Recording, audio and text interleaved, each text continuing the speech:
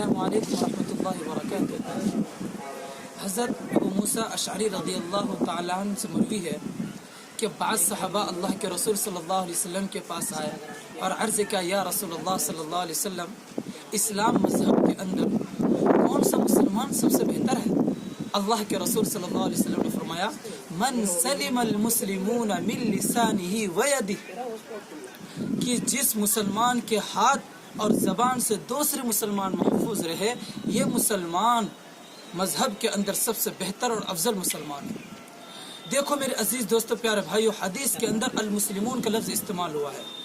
مسلمون کے اندر المسلمات داخل ہے، یعنی مرد عورت۔ تمام مرد عورت افضل ہے اگر اس کے ہاتھ اور زبان سے دوسرے مرد عورت محفوظ رہے۔